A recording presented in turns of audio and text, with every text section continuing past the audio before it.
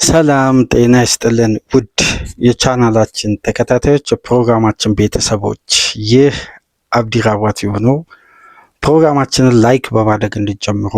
ላይክ ስታደርጉ የዚህም ፕሮግራም ተደራሽነት ከፍ ስለምታደርጉ ላይክ እያደረጋችሁ እንድታደምጡን፣ አዲስ የሆናችሁ ሰብስክራይብ በማድረግ ለቻናላችን ቤተሰብ እንድትሆኑ፣ እንዲሁም ይህንን ፕሮግራም ከሀገር ውጭ የምታደምጡ ውድ የቻናላችን ተከታታዮች የሁሉ ጊዜ ድጋፋችሁ በሱፐር ስቲከር፣ ሱፐር ቻት፣ ሱፐር ታንክስ ድጋፍ እንድታደርጉ በአክብሮት እየጋበዝን የዕለተ ሰኞ ፕሮግራማችን እነሆ በመጀመሪያ ክፍል በኤፍኤ ካፕ ትናንት በተደረጉ ጨዋታዎች ትኩረት አድርገን በተለይ በአርሴናል ድል በዩናይትድ ስንብት ትኩረት አድርገን በዚህ ፕሮግራም ሰፋ ላለ ደቂቃ ዝርዝር ጉዳዮችን የምናነሳበትን የመጀመሪያ ክፍል ፕሮግራም ይዘንላችሁ መተናል።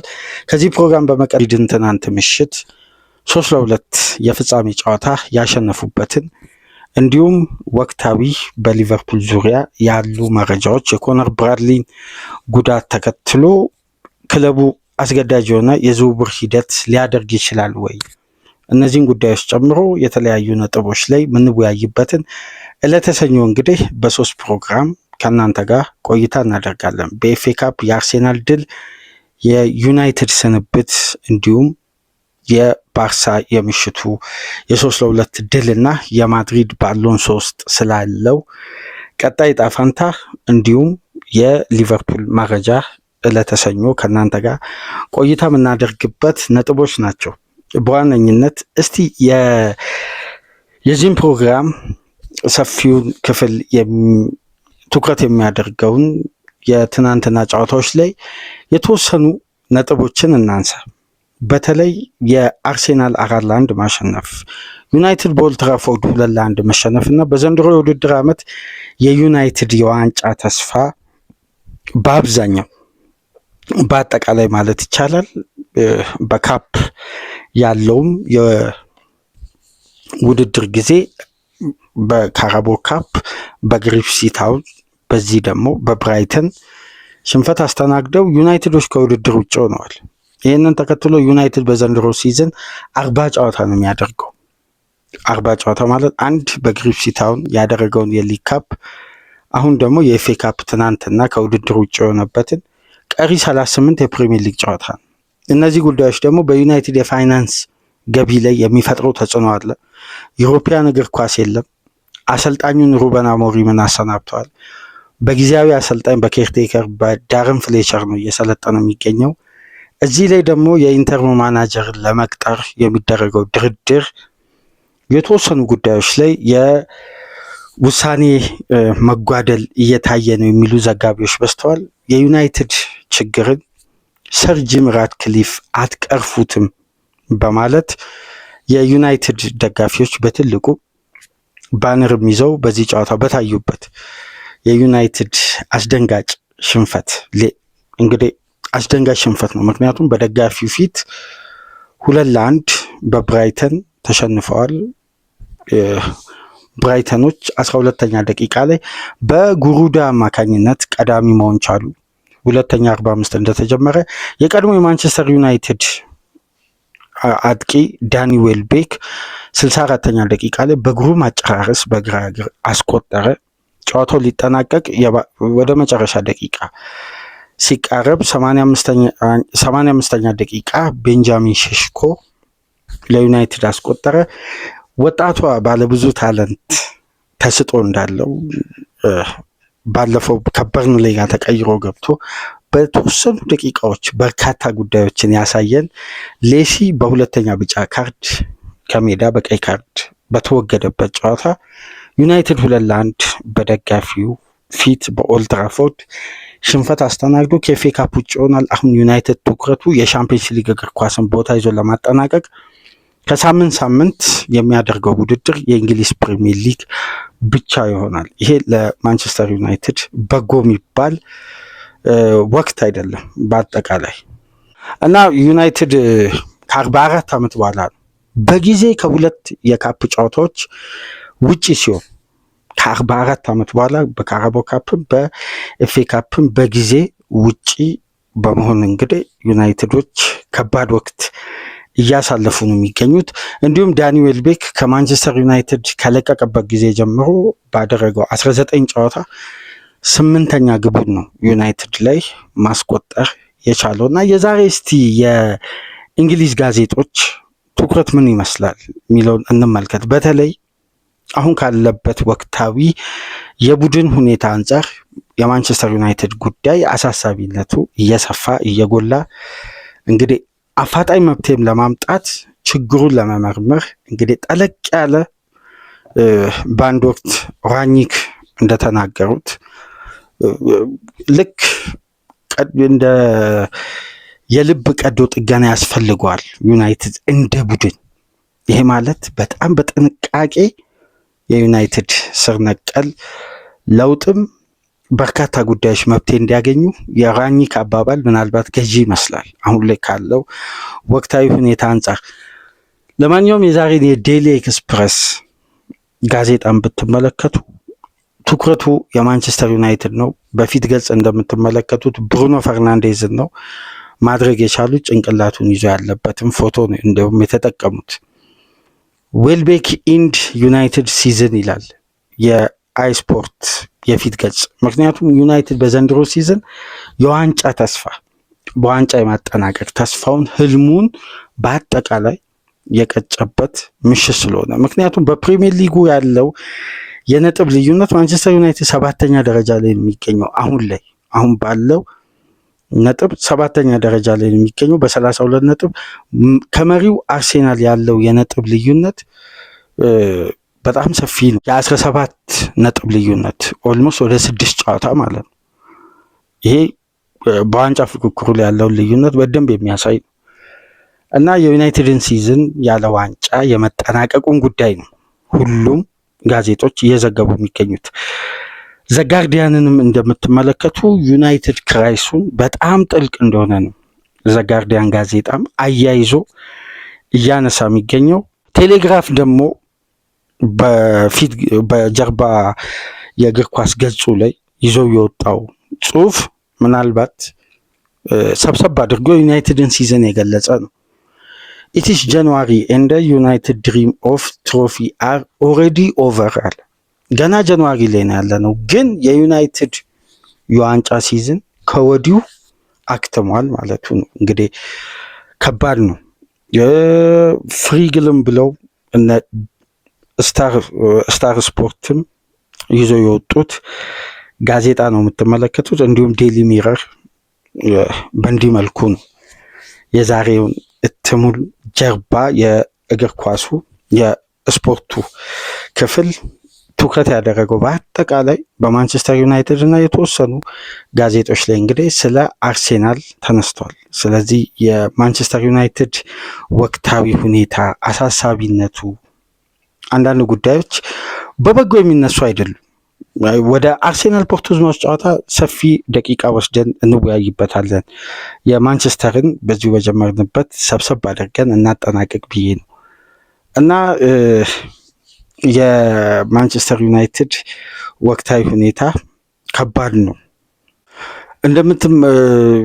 በወቅታዊ ሁኔታ ላይ በዩናይትድ ዙሪያ የሚወጡ ዘገባዎችን ብትመለከቱ በአብዛኛው ከታሪክ አጋጣሚ ጋር እየተገናኘ በቀጥታ የዩናይትድን ወቅታዊ ማሽቆልቆልን በግልጽ የሚያሳዩ ነው። ለምሳሌ ከ1981-82 በኋላ ነው ዩናይትድ በአንድ የውድድር ዓመት አነስተኛ ጨዋታ የሚያደርግበት ሲዝን። በአጠቃላይ ደግሞ ከተመለከትን 40 ጨዋታ የሚያደርገው ከ1914-15 የውድድር ዓመት በኋላ ከ116 ዓመት በኋላ ነው ዩናይትድ በእንዲህ መልኩ በጊዜ ከካፕ ዋንጫ ውጭ ሆኖ በሲዝን ውስጥ አነስተኛ ጨዋታ የሚያደርግበት። ለምሳሌ ማንቸስተር ዩናይትድ ከአለፉት 7 ጨዋታ ድል ማሳካት የቻለው ከኒውካስል ጋር በዲሴምበር 26 የነበረውን የኦልትራፎርዱን ፍልሚያ ነበር። ከዛም በኋላ ያሉ ጨዋታዎች በአጠቃላይ ለዩናይትድ ሽንፈትና ያቻ ውጤት የተመዘገቡበት ናቸው። እንዲሁም በዘንድሮ ሲዝን በኦልትራፎርድ በተደረገ ከብራይተን ጋር ጨዋታ 4-2 ማንቸስተር ዩናይትድ አሸንፎ ነበር በሩበን አሞሪም የአሰልጣኝነት ወቅት እና አሁን በሽንፈት የኤፍኤ ካፕ ውድድር ከ11 ሳምንት በፊት ነበር ከብራይተን ጋር በፕሪሚየር ሊግ መገናኘት የቻሉት።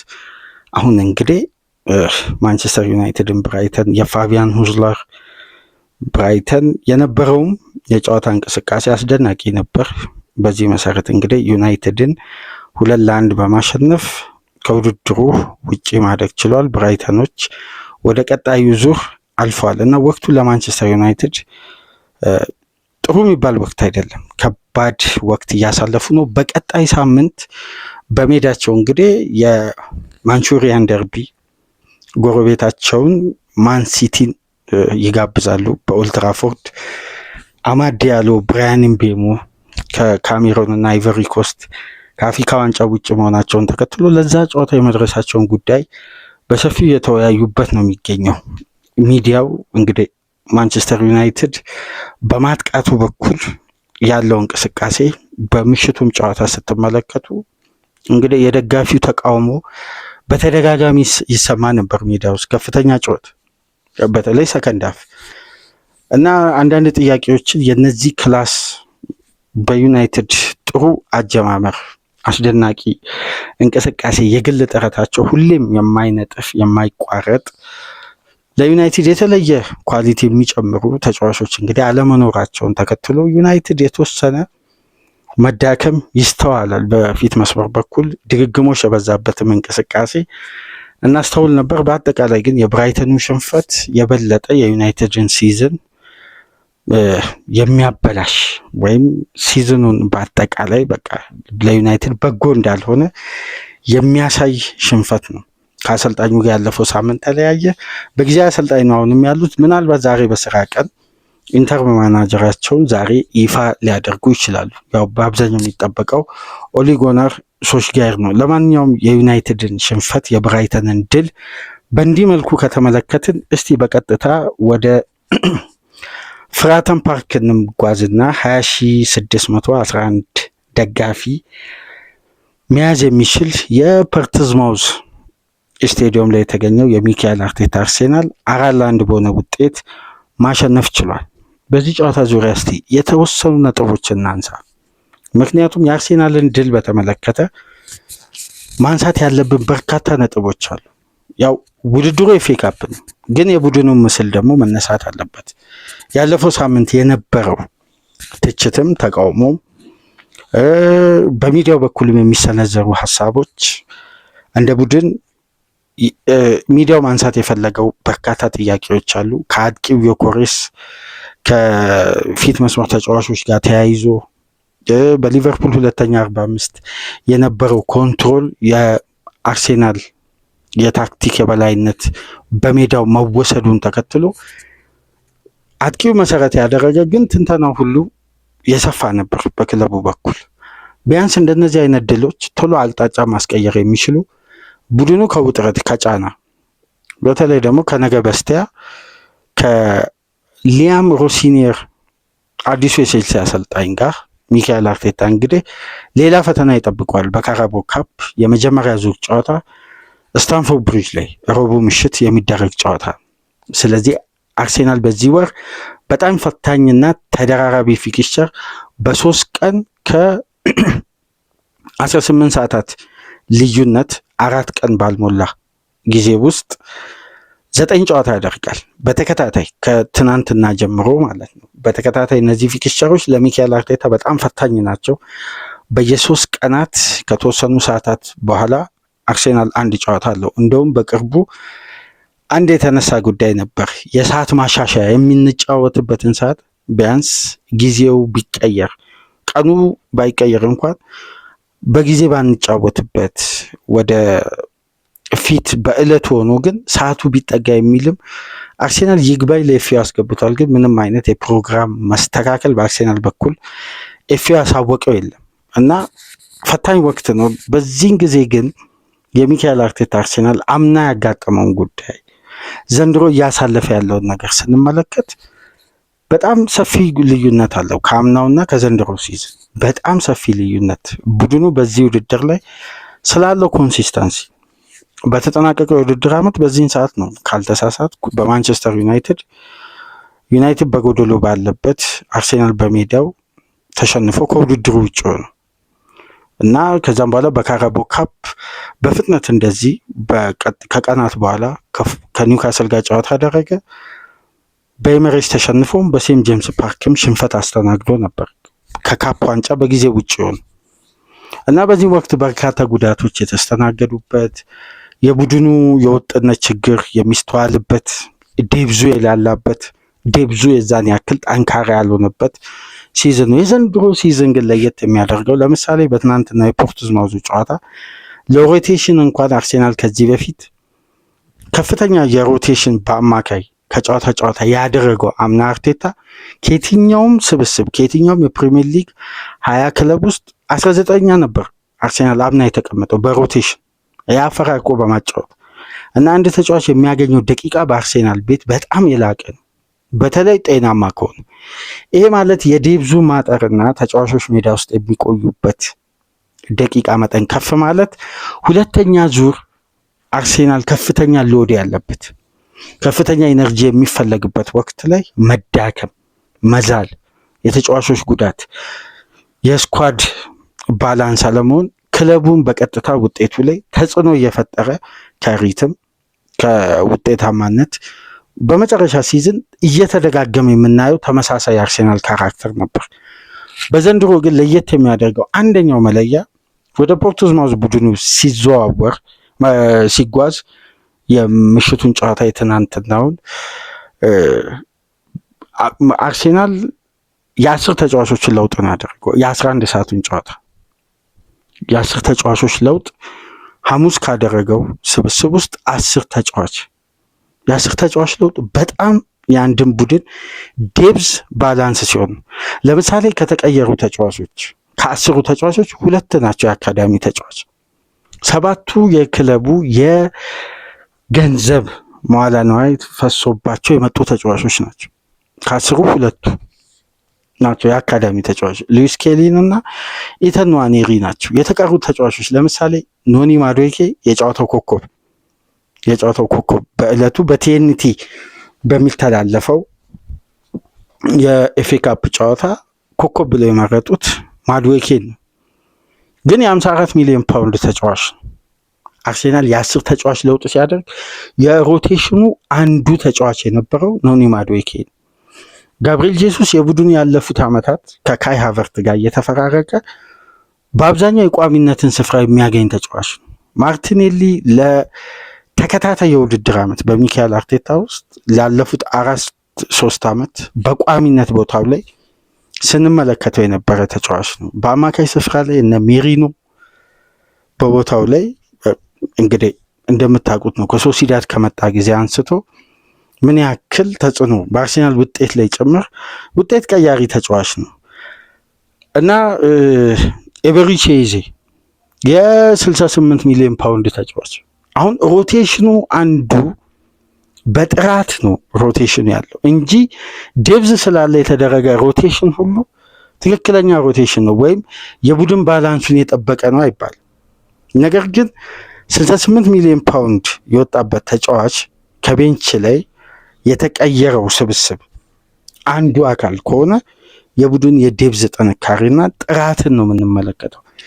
ኢዜ በጥራት ደረጃ ቡድኑ ምን ያክል ከፍ ያለ ኳሊቲ እንዳለው ማሳያ ነው። የማዱዌኬ፣ የኢዜ፣ የጄሱስ፣ የማርቲኔሊ፣ የሜሪኖ እንዲሁም ከሊቨርፑሉ ጨዋታ እንደውም የፊትነስ ደረጃውን የጌም ታይሙን ከረጅም ጊዜ በኋላ ወደ ሜዳ ስለመጣ ከፍ ለማድረግ ጋብሪኤል ማጋሌሽ ነው ቋሚ ካለፈው ጨዋታ ቤስቶ ነው የገባው።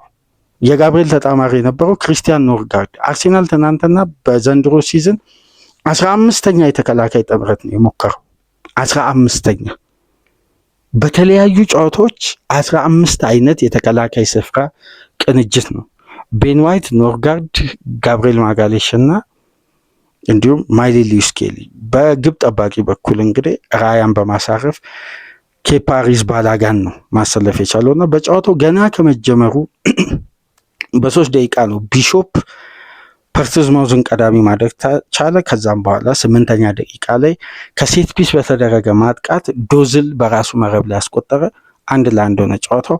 25ኛ ደቂቃ 51ኛ እና 72ኛ ደቂቃ ላይ ከኖኒ ማዱዌኬ 25ኛ እና 72ኛ ላይ 51ኛ ላይ ከጋብሪኤል ጄሱስ የተሻገረለትን ኳስ ሶስቱንም ወደ ግብ በመቀየር ጋብሪኤል ማርቲኔሊ ያለፈው ሳምንት የሚዲያው ሰለባ የነበረ ተጫዋች አሁን ደግሞ በሚዲያው የሚሞገስ የአርሴናል የ2025/26 የውድድር ዓመት ኮከብ ጎል አግቢ በመሆን መምራት የቻለበትን በ249 የአርሴናል ቤት የጨዋታ ጊዜ የመጀመሪያ ሃትሪኩን በአርሴናል ማሊያ መስራት የቻለበት የ11 ሰዓቱ ጨዋታ ነበር። ጋብሪኤል ማርቲኔሊ ማሳለፍ የቻለው በሁሉም ውድድሮች 8 ግብ በማስቆጠር እየመራ ነው። ትሮሳርድ 7፣ ሳካ 7 እንዲሁም ጊዮከሬስ 7 እና 5ኛ ደረጃ ላይ የተቀመጠው በተቃራኒ ቡድን የተቆጠረ ኦንጎል ነው 5ኛ ላይ መቀመጥ የቻለው እና ይሄ የሚያስገርም የአርሴናል የዘንድሮ የውድድር ዓመት ነው። በሁሉም የካፕ የዘንድሮ ዋንጫ አርሴናል 9 ድሎችን አስመዝግቧል። ሻምፒየንስ ሊግ፣ ሊግ ካፕ ማለት ካራቦ ካፕ ማለት ነው እና በኤፍኤ ካፕ በድምሩ 9 ጨዋታ አሸንፏል። 26 ግብ አስቆጥሯል። 3 ግብ ብቻ ነው የተቆጠረበት። በዚህ መሰረት እንግዲህ በምሽቱ በትናንትን ነው የ11 ሰዓት ጨዋታ አርሴናል ምንድን ነው የጨዋታ ፕላን እና ልዩነት የነበረው? በተለይ ስለ ጋብሪኤል ማርቲኔሊ እስቲ አንዳንድ ጉዳዮችን እናንሳ። የዘንድሮ ጋብሪኤል ማርቲኔሊ እንዴት ተመለከታችሁት? ተጫዋቹ በውድድር ዓመቱ ጎል የማስቆጠር ሬቱ በጣም በከፍተኛ ሁኔታ እየጨመረ ነው። ከወዲሁ 9 ጎል አስቆጥሯል። 8 ያልኩት በዘገየ ሌተስት አፕዴት ነው እና 9 ግብ ነው በማስቆጠር በሁሉም ውድድሮች የአርሴናል ከፍተኛ ግብ አስቆጣሪ በመሆን እየመራ የሚገኝ። 5ቱን ያስቆጠረው በሻምፒየንስ ሊግ ነው። 5 ግብ በሻምፒየንስ ሊግ በ5 ጨዋታ 5 ግብ። ተጫዋቹ በዘንድሮ ሲዝን ካለፉት ዓመታት በአጠቃላይ ሲታይ በጣም አነስተኛ ደቂቃና በጣም የቋሚነትን ቦታ አጥቷል። አብዛኛው ሚካኤል አርቴታ ለምሳሌ ወደ መጀመሪያ ዙር አካባቢ ኢዜ እዛ ቦታ ላይ ሞከር ነበር። ከዛም በኋላ ትሮሳርድ እና ማርቲኔሊ ሁለቱ በቢልባኦ ጨዋታ ተቀይረው ከገቡ በኋላ ውጤት ቀየሩ። ሁለቱ ላይ ሮቴት እያደረገ የኦዲጋርድ የትከሻ ጉዳትን ተከትሎ ኢዜ ወደ 10 ቁጥር ቦታ ገባ። ኦዲጋርድ እንደገና ሲመጣ ቦታው ላይ እንደገና ሽግሽግ ተደርጎ ኢዜ ወደ ክንፍ ወጣ። ኦዲጋርድ እንደገና ኤምሲኤል አጋጠመው። ለወራት ለ2 ወር ምናምን ከሜዳ ራቀ። ከዛም በኋላ ኢዜ እንደገና ወደ 10 ቁጥር ቦታ ሲመለስ የትሮሳርድና የማርቲኔሊ ሮቴሽን ነው። ግን በአብዛኛው የቋሚነትን ቦታ የሚያገኘው የነበረው ሊያንድሮ ትሮሳርድ እና ጋብሪኤል ማርቲኔሊ በዘንድሮ ሲዝን አርሴናል ካደረገው በሁሉም ውድድሮች 31 ጨዋታዎች ውስጥ በቋሚነት መጀመር የቻለው 12 ነው። ይሄ ባለፉት 3 የውድድር ዓመት ውስጥ ማርቲኔሊን በዚህ ወቅት አርሴናል ካደረጋቸው ጨዋታዎች ውስጥ 80% በቋሚነት የጀመረበት ነው። ዘንድሮ ግን አርሴናል ካደረጋቸው ጨዋታዎች ውስጥ ተጫዋቹ በቋሚነት መጀመር የቻለው 46.4% ነው። ይሄ የሚያሳየው ምንድነው? በቦታው ላይ ያለው ፉክክር ያለው የሚካኤል አርቴታ ሮቴሽን እና ጌም ማኔጅመንት ከጨዋታ ጨዋታ እንደ ተጋጣሚ የሚመርጣቸው ተጫዋቾችና የጨዋታ ስታይል ተጫዋቹ ላይ እንግዲህ በቦታው ላይ ያጋጠመው ኮምፒቲሽን የበለጠ የሚያገኘው ነው። ወይም ቦታውን ጠብቆ ለተከታታይ የውድድር ዓመት ሲጫወትበት የነበረው ፖዚሽን ላይ ተፎካካሪዎች በኳሊቲ ከተጫዋቹ ለሚካኤል አርቴታ አሳማኝ ብቃት ስላሳዩ ወደ ቤንች ወርዷል። ነገር ግን በልዩነት የሚነሳው ምንድነው? ይሄ ተጫዋች የጨዋታ ልዩነት መሆን የጀመረው አሁን አይደለም፣ ሰንበትበት ብሏል። በዘንድሮ ሲዝን ከሲቲ ጨዋታ አንስቶ ከቢልባኦ ጨዋታ ተቀይሮ እየገባ ጨዋታዎች ላይ ግብ ያስቆጥራል። የአስቆጣሪነቱ ሬት ደግሞ በአርሴናል ቤት ቆይታው እንደ ዘንድሮ በአነስተኛ ጨዋታ በአነስተኛ የሜዳ ውስጥ ቆይታ ከፍተኛ የማስቆጠር ሬት ያገኘበት ሲዝን የለም። የማርቲኔሊ ምርጡ ሲዝን በ2022/23 15 ግብ ያስቆጠረበት ነው። አሁን ከወዲሁ 9 ግብ አስቆጥሯል። ይህ ተጫዋች እንግዲህ ከ31 የአርሴናል ጨዋታዎች ውስጥ 12ቱን በቋሚነት ጀምሮ በእንዲህ አይነት አስቆጣሪነት ከፍ እያለ ከጊዜ ወደ ጊዜ እየጨመረ መሄዱ አንደኛ በቦታ ላይ ኮምፒቲሽን ሲፈጠር ተጫዋቾች የሚያደርጉት ፉክክርና መፍጠር የሚፈልጉት ተጽዕኖ ሁሌም በቀጥታ ውጤታማ የሚሆነው ቡድኑ ነው። ምክንያቱም ሚካኤል አርቴታ እዚህ ቦታ ላይ 3 ተጫዋቾችን እየሞከረ ነው። እንደ አስፈላጊነቱ እስካሁን ባንመለከትም ግን 4ኛ ተጫዋችም አለ እንደ ጋብሪኤል ጄሱስ አይነት ተጫዋች። ስለዚህ አማራጩ ሰፊ መሆኑ በቦታው ላይ የሚደረገው የመጨረሻ ደቂቃም ለማግኘት የቋሚነትም ስፍራ ለማግኘት በተገኘውም አጋጣሚ ለመሰለፍ የሚደረገው ኮምፒቲሽን በቀጥታ አድቫንቴጁ ለአርቴታ ነው። ለምን ተጫዋቹ ራሱም ለአሰልጣኙ ማሳመን ሲችል ነው ቋሚ የሚሆነው። ለአሰልጣኙ ማሳመን ቻለ ማለት ደግሞ በቡድኑ ውጤታማነት በቡድኑ እንቅስቃሴ ላይ የሚፈጥረው የራሱ የሆነ ተጽዕኖ አለና በዚህ መሰረት እንግዲህ ጋብሪኤል ማርቲኔሊ የዘንድሮ ሲዝን ሌላ መልክ ይዟል። በርካታ ደቂቃዎችን እያገኘ በአንድ ወቅት እናስታውሳለን በተጠናቀቀው የውድድር ዓመት በኤፕሪል ወር 1 ግብ ያስቆጠረ እስከ ሲዝኑ መጠናቀቂያ ድረስ ግብ ሳያስቆጠር ረጅም ጊዜ በሊጉ የቆየበት እንዲህ አይነት አጋጣሚዎች ሲፈጠሩ ነበርና ለትችት ደግሞ ቅርብ የሆነ ተጫዋች ነው። አንደኛ ካጫወቱ የአርሰናል ደጋፊ ባለፉት ዓመታት አርቴታም ያልረካበት የግራው ሜዳ ክፍል አለ። በተለይ ዣካ ከለቀቀ በኋላ የዚንቼንኮ በቴክኒክ ቦታው ላይ ከቨር የተደረገው ሲስተም ዘላቂ ያለመሆኑ፣ ዣካ መልቀቁ፣ ከነሱ ፊት ለፊት ደግሞ የበለጠ ማርቲኔሊ የነበረው የጨዋታ ኢምፓክት እየወረደ መምጣቱና ተጋጣሚ የማርቲኔሊን ፍጥነት ቦታ ከቨር ከተከላካይ ጀርባ ያለውን ስፔስ የሚጠቀምበትን ሁኔታ ካጠኑ በኋላ የተጫዋቹ ሪትም ላይ ከፍተኛ ጥያቄ ይነሳ ነበር። እንደውም በቦታው ላይ ትላልቅ ጥያቄዎች እና ሮድሪጎ እና ኒኮ ዊሊያምስ በአርሰናል በጥብቅ የሚፈለጉ ተጫዋቾች ነበሩ እና አሁን የኢዜ መምጣት 2 አይነት ምክንያት ነበረው በጊዜው ይባል ነበር። አንደኛ የማርቲኔሊን ብቃት እና አምራችነትን ተከትሎ የሚደረግም ሽግሽግ ነው። ታክቲካሊም ቴክኒካሊም ቦታው ላይ ተስማሚ ነው። በተለይ የመልሶ ማጥቃት እንቅስቃሴን አርሴናል የሚያደራጅ ከሆነ እንደ አስፈላጊነቱ የኦዲጋርድን ቦታ ከቨር ማድረግ ይችላል እና ተለዋዋጭ በሆነ ሚና በርካታ ቦታዎችን ከቨር የሚያደርጉ ተጫዋቾችን አርቴታ ባተኮረበት በአንድሬስ ቤርታ በተቃኘው ያለፈው ሳመር የዝውውር ሂደት ላይ አንደኛው ታርጌት የነበረው የማርቲኔሊን ፖዚሽን ላይ የውድድሩን አቅም ከፍ ማድረግ ነው። በተለይ ደግሞ የሊያንድሮ ትሮሳርድ አሳማኝና የሚታይ የውጤት ልዩነትና የቡድን እንቅስቃሴ ልዩነት ውጤታማ የሜዳ ውስጥ ቆይታ በማድረግ በአርሴናል ቤት አስደናቂ እንቅስቃሴ ማድረጉን ተከትሎ ቦታው ተነጥቋል የተጫዋች። አሁን ግን ያገኘውን አጋጣሚ እየተጠቀመ ያለ ይመስላል። ከጨዋታ ጨዋታ የምናየው የማርቲኔሊ ቁጥሮች የሚያሳዩት ይህንን ነው።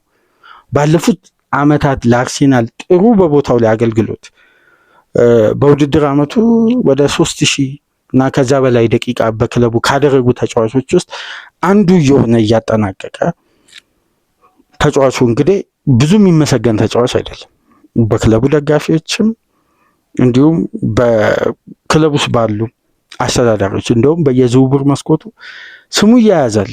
ጥያቄዎች እንደመጡ ተፈላጊ እንደሆነ የአርቴታ ረጅም ጊዜ እቅድ መሆኑ ጥያቄ ውስጥ እየገባ ሁሌም ተጫዋቹ ላይ ያለው ጥርጣሬ በቋሚነት የሚዘልቅ አይደለም እና አሁን እንግዲህ የዘንድሮ ሲዝን በተገኘው አጋጣሚ ሁሉ ራሱን ለክለቡም ኃላፊዎች ለአርቴታም ለደጋፊዎችም ለማሳመን የሚያደርገው ጥረት ካለፉት ዓመታት ሁሉ በብዙ ርቀት የተሻለ የጨዋታ ጊዜ ባጠረበት ወቅት የተሻለ ብቃቱን እየተመለከትን ነው እና በትናንትናው የኤፍኤ ካፕ ጨዋታ ሃትሪክ ሰርቶ መውጣቱ ሳይኮሎጂካሊ በተለይ የጋሪ ኔቭል አስተያየት በስካይ ስፖርት ያለፈው ሳምንት ታስታውሳላችሁ ከሊቨርፑል ጋር በነበረው ጨዋታ የኮነር ብራድሊ ከባዱ ጉዳት ሲከሰት ማርቲኔሊ እንግዲህ ከሰዓት ማባከን ጋር ተያይዞ መስሎት ተጫዋቹ ብራድሊን ገፋ። ከዛም በኋላ ግን የብራድሊ ጉዳት በጣም የከፋ መሆኑንና እንደውም ትናንት በወጡ ዘገባዎች ከውድድር ዓመቱ ሙሉ ውጭ መሆኑ ተረጋግጧል እና ማርቲኔሊ ላይ የጋሪ ኔቭል የነሮይ ኪን በአጠቃላይ የእንግሊዝ ሚዲያ በጣም በጣም ለመግለጽ የሚከብድ ከፍተኛ ትችት የወረዱበት እዚህ ተጫዋች አሳፋሪ፣ ይሄ ስፖርትማን አይደለም፣ ይሄ ፕሮፌሽናሊዝም አይደለም፣ ይሄ የኛ የእንግሊዞች ባህል ፍጹም የማይፈቅደው ገጸ ባህሪ፣ ተጫዋቹን ያልመሰሉበት መንገድ የለም። በተለይ ዊኬንድ ሪካፕን ብትመለከቱ እዛ ላይ የገለጸበት መንገድ የኤፍኤውን ቻርጅ እንጠብቃለን ሲል ነው። ኤፍኤው ምንም አይነት ቻርጅ ክስ የሚመሰረትበት ተጫዋቹ በቀጥታ ሊያስቀጣ የሚችል ነገር ድርጊት አላደረገም ብሎ ያችን መግለጫ ባያወጣ ኖሮ የነ ኔቪል ቀጥተኛ አስተያየት የነበረው ተጫዋቹ እንዲቀጣ ነው የፈጠሩት ጫና እና የማርቲኔሊም ያሳየው ፕሮፌሽናሊዝም ከጨዋታው መጠናቀቅ በኋላ የሚደነቅ ነው። በጣም ከፍተኛ ሀዘንና ያልተገባ ተግባር ማድረጉን ለብራድሊ መልካም ምኞቱን ባደረገው ነገር መጸጸቱን እና ይቅርታ በኢንስታግራም ገጹ ላይ ለጥፎ ይቅርታውን ልኳል እና ወዲያው ነበር ነገሩን በተወሰነ መልኩ ማርገብ የቻለው። ግን እስከ ቅዳሜና እሑድ እስከ ትናንትና ድረስ እንደውም በደንብ ካስተዋላችሁ ማርቲኔሊ ኳስ በያዘ ቁጥር በስቴዲየም ውስጥ ድምፅ ነበር። ከፖርቶዝማውዝ ጋር ከፍተኛ ጨዋታ ነበር የፖርቶዝማውዝ ደጋፊዎች። ከዛም በአንድ አጋጣሚ የፖርቶዝማውዝ ተጫዋች ተቀይሮ የወጣው ወጣቱ ተጫዋች በወደቀበት ወቅት የአርሰናል ደጋፊዎች ጋቢ ይህንንም ተጫዋች ግፋው ከመስመሩ አውጣው እያሉ ይዘምሩ ነበር። ተጫዋቹን እንግዲህ ለመከላከል የዩናይትድ የክለቡ ደጋፊዎች በእንዲህ መልኩ ትናንትናም ሲዘምሩ ነበር እና በአጠቃላይ ግን ያለፈው ሳምንት የሚዲያ አጀንዳ የነበረ ተጫዋች ነው። ከፍተኛ ትችት እና ወዲያው በፍጥነት በሳምንት ባልሞላው ጊዜ ውስጥ ሃትሪክ መስራቱ ቢያንስ ለጉዳዩ መረጋጋት ጥሩ ምላሽ ይሆናል። 249 የአርሴናል ቤት ጨዋታውን እንግዲህ ይሄ ተጫዋች በሃትሪክ መደምደም ችሏል። ሌላኛው ነጥብ በዚህ ጨዋታ ምናልባት የአርሴናል ደጋፊዎች ሲጠብቁት የነበረው የሰሞኑን የሚዲያ ውርጅብኝ ደጋፊውን ያሰለቸው ወይ ሚካኤል አርቴታ ታክቲካል ሺፍት አያደርግ ወይም አማራጩን አይጠቀም እየተባለ ከክለቡ አሰልጣኝ እስከ ተጫዋች ድረስ የሚያስተቸው የጊዮከሬስ ጉዳይን እንግዲህ በተወሰነ መልኩ ተጫዋቹ በሰከነ አእምሮ ከትችት ርቆ ጥሩ መልሶ ራሱን የሚያገኝበት አጋጣሚም እንዲፈጠር በቦታው ላይ በአስተማማኝ ሁኔታ ሊቀይረው የሚችል ወይም በሚሰጠው ሚና የኃላፊነቱ 100% መወጣት የሚችለው ጀርመናዊ ካይ ሃቨርት ከማንቸስተሩ የመጀመሪያ የፕሪሚየር ሊግ ጨዋታ በኋላ ለመጀመሪያ ጊዜ ሙሉ የሲዝኑን ግማሽ በጉዳት ካሳለፈ በኋላ ከጉልበት ጉዳት አገግሞ ለመጀመሪያ ጊዜ ወደ ሜዳ ተመልሷል። ይሄ ለአርሰናል ደጋፊዎች ትልቅ የሚባል ዜና ነው። ምክንያቱም ይሄ ተጫዋች ለምን ያክል ጊዜ ከውድድር እንደራቀ የሚታይ ለረጅም ወራት ነው ርቆ እንግዲህ በስተመጨረሻም ሲመለስ የነበረው የአርሰናል ደጋፊ ማቀባበል አስደናቂ ነው። ከመጀመሪያ የሳምንቱ ጨዋታ እስከ ትናንት ድረስ ከሜዳ የራቀው ይሄ ጀርመናዊ ተጫዋች በኦገስት 17 ነበር በአርሰናሉ ጨዋታ ከጨዋታው ከተጠናቀቀ በኋላ ምርመራ ሲደረግበት የግራ እግሩ ጉልበቱ ላይ በግራው ፖዚሽን ያለው አጥንቱ ላይ ከፍተኛ ጉዳት እንደደረሰ የሕክምና ማዕከሉ ከተመለከተ በኋላ እስከ ሰርጀሪ ድረስ ደርሶ ተጫዋቹ ካገገመም በኋላ በኖቬምበር ወር እንደገና ያ ጉዳት አገርሽቶ ከሜዳ ለረጅም ጊዜ ርቆ ነበር። ዋነኛው ጉዳይ ግን የሃቨርት መመለስ ትልቁ ለሚካኤል አርቴታ የሚሰጠው አገልግሎት ታክቲካል ተስማሚነት ነው። አሁን ለምሳሌ ጋብሪኤል ጄሱስ 100% ቪክተር ዮከሬስን አስቀምጦ ጄሱስን ለማሰለፍ አርቴታ የሚተማመንበት ተጫዋች አይደለም። ምርጥ የስኳድ ተጫዋች ነው፣ ግን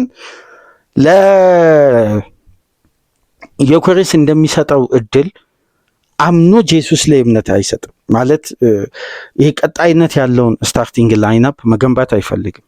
በነገራችን ላይ ይሄ ደግሞ እንዲሆን ዋነኛ ምክንያት የሆነው ራሱ ጄሱስ ነው። የብቃቱ ከፍታ ላይ እያለ ለተከታታይ ጨዋታ በቡድኑ ውጤት ላይ ልክ እንደ ዮኬሬስ በርካታ ደቂቃዎችን ያገኝ፣ ግን ስኮሪንግ ሬቱ በጣም እያነሰ ይመጣል። የወጠነ ችግር አለበት። ገባ ወጣ የሚል የጉዳት የረጅም ጊዜ ቆይታ ነበረው።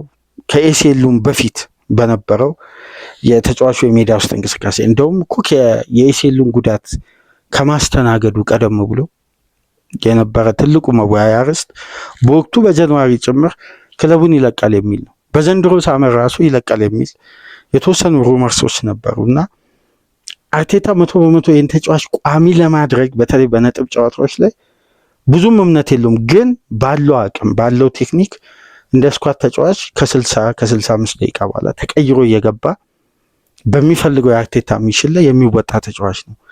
ካይ ሃቨርት ግን ኃላፊነቱን እኩል እንደ ጊዮኬሬስ መስጠት የሚፈልገው ተጫዋች ነው። በተለይ ደግሞ እኔ ባለፉትም ፕሮግራሞች በተደጋጋሚ ሳነሳ የነበረው አንድ ጉዳይ አለ።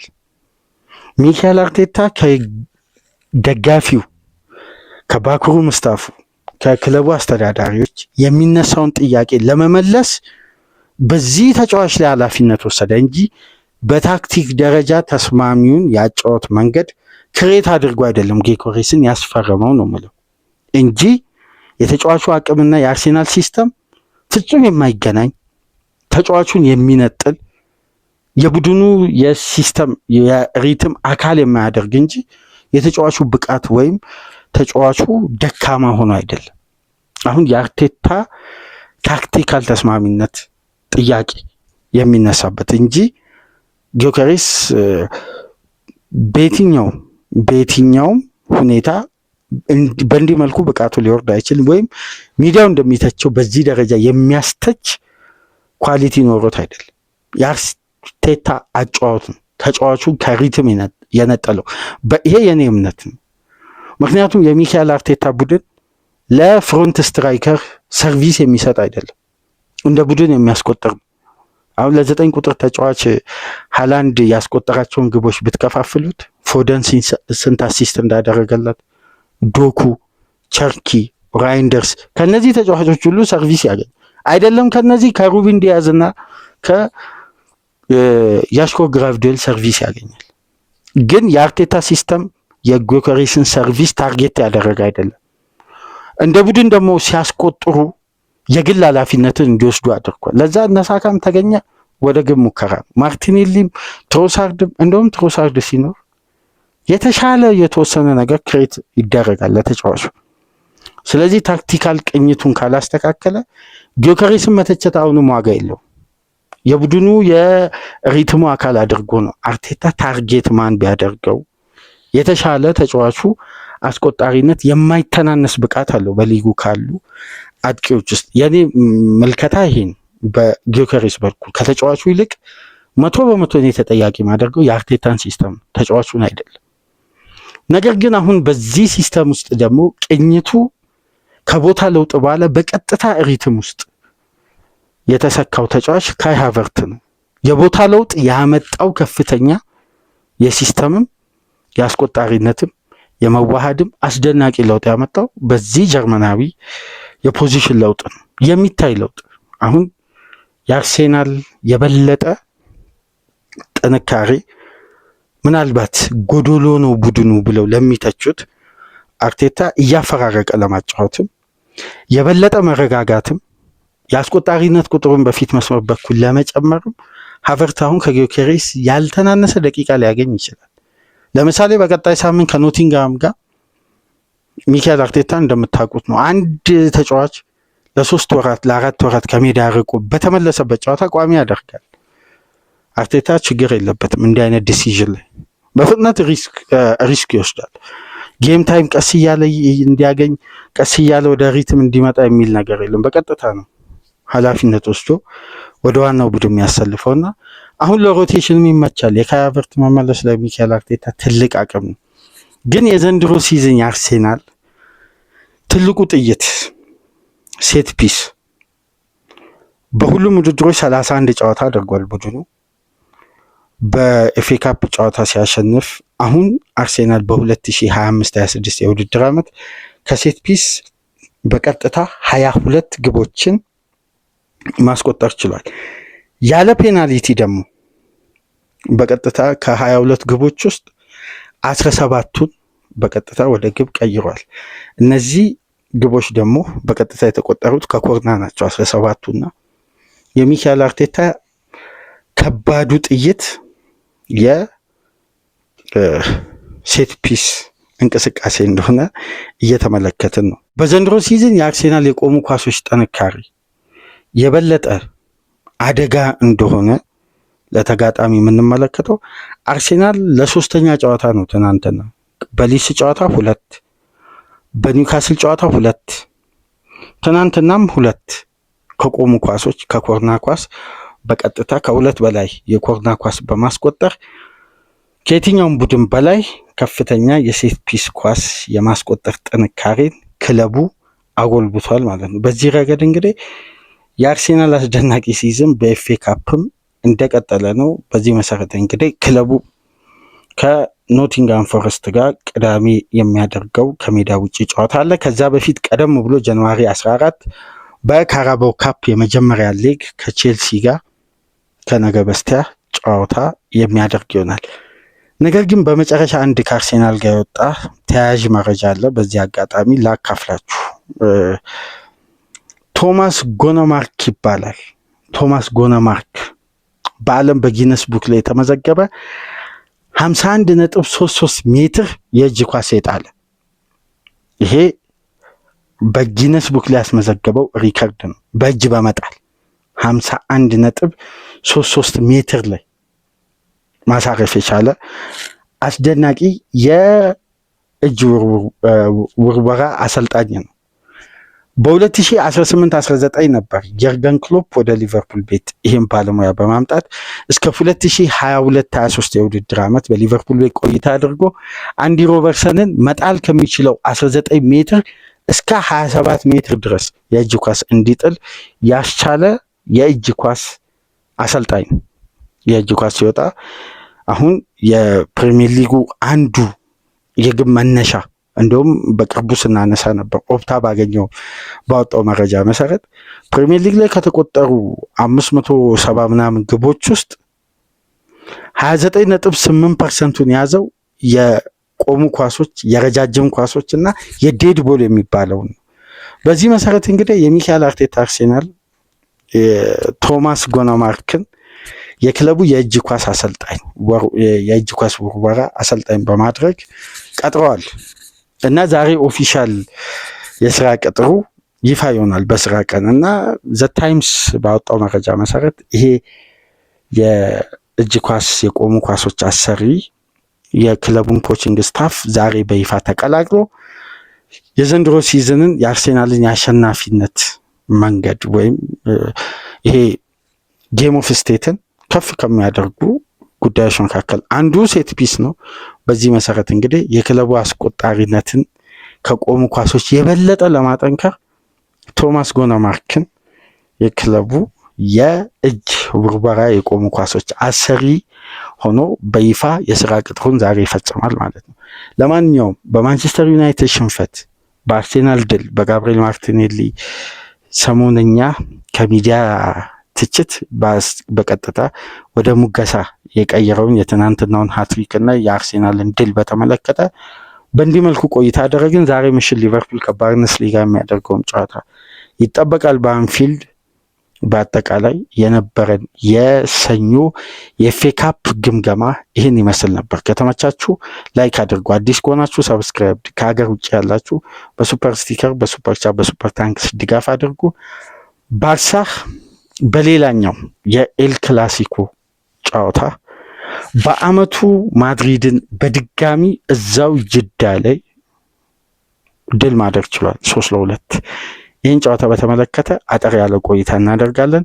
እንዲሁም በተጨማሪ የአርነ ስሎት ሊቨርፑል ወቅታዊ መረጃን በሶስተኛ ክፍል ይዘናል ከእናንተ ጋር። ዛሬ እንግዲህ በሶስት ፕሮግራም ቆይታ እናደርጋለን። በኤል ክላሲኮ የፍጻሜ ሱፐር ካፕ ጨዋታ ድህረ ጨዋታ ነጥቦች እስከምንመለስ ድረስ መልካም የስራ ቀን እንዲሆን ተመኘን። ሰላም ቆዩ። ነው።